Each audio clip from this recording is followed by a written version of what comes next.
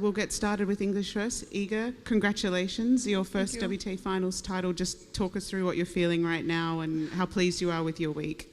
Well, adrenaline for sure is high, you know, so I'm just really happy and super proud of myself.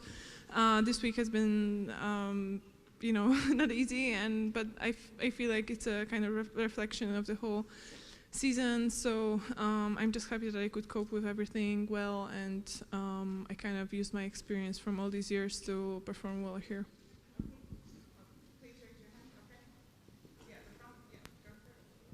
Iga, congratulations for the victory. Two questions. The first, you are the second Pole in history to win the WTA Finals, and you are once again #1 in the world. How does it feel? And the second, the people in Cancun and Mexico really love you. Many fans came from Poland, but you were one of the favorites of the Mexican fans. How much would you like to play here again? Yeah, the atmosphere was amazing, and it was the same, you know, when I first came to Mexico, to Guadalajara 2 years ago. So every time Mexican fans, they don't disappoint, and for sure, you know, Polish people came as well, and there's more and more of them. I don't know how in every country that I play. So I really appreciate the support and the energy that they give us. But overall, yeah, winning this title, you know, I'm really happy, you know, that Iga kind of did that before, because she showed us that, you know, it's possible for a Polish player to achieve things like that. So so it's great that I can kind of continue the legacy that she started. And coming back to world #1, it's a dream come true for sure. You know, I would say I wasn't expecting that right now this season. I was kind of hoping that maybe next year is going to be my year, but it seems like, you know, just working hard and focusing on the right things at the end worked, so I'm really happy.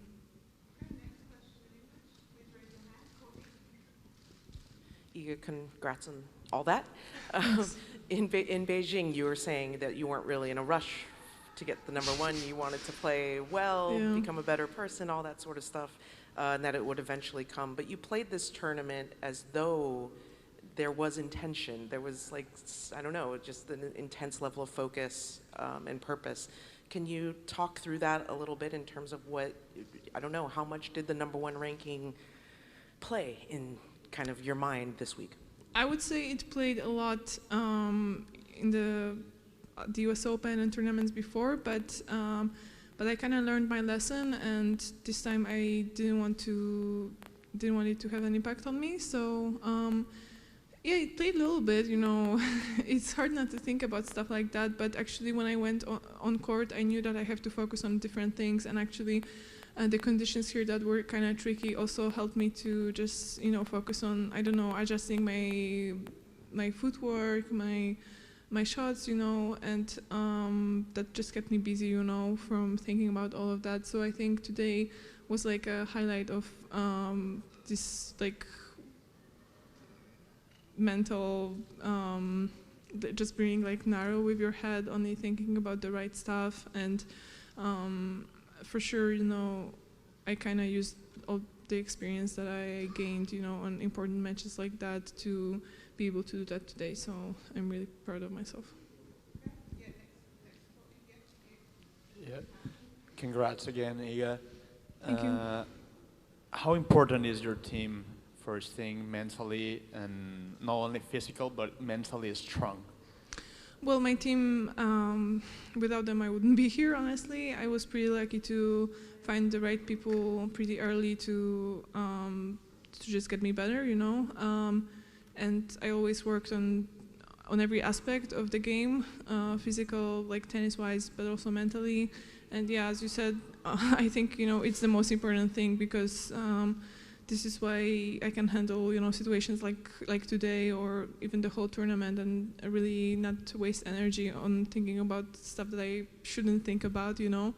So so I'm pretty, yeah, I'm really grateful for having these great people in my team, and my psychologist Daria Abramovich, for sure.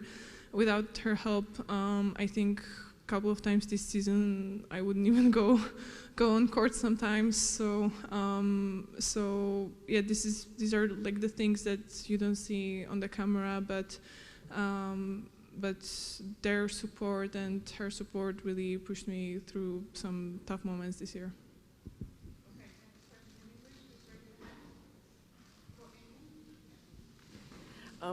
The specter of 2022 was kind of, it was a shadow that was kind of, you had to play out of throughout the season. And I'm curious now that you can, it's the end of it, and you can look back. I mean, you won one more match this year than you did last year, which is kind of crazy. Okay. And you're back at #1. So what was the challenge of playing out of your own shadow while everyone was also kind of chasing you? Well, honestly, I don't know if I still did that, because 2022 was so amazing that I don't know if it's gonna be possible for me to repeat a season like that, you know. So I don't know. I just didn't feel at the end like I'm in the shadow anymore, because I knew that I'm having, you know, another great season, and honestly, I kind of accepted that I'm not gonna have a season like that, like in 2022, and I just kind of looked forward, you know. So, so for sure, since Beijing, I started feeling a little bit more free, because I just kind of, I really worked on not really focusing on the last year and just pushing forward, you know. So, yeah, for sure it helps at the end of the season. A lot of fans came tonight, Iga, but a lot of them were children.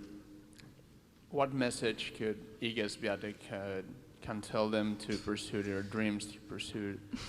Well, that's a tough question, because like it's hard to like sum up my whole experience in like one sentence. But for sure, the thing that I like to tell like children is to find right people around you, because like, I don't know, some people tell us that we should do things on our own and we should be strong and not really look on anybody, just, you know, push forward. But like, truth to be told, even in individual sport, you need good people around you to support you, and it's not bad to lean on somebody sometimes.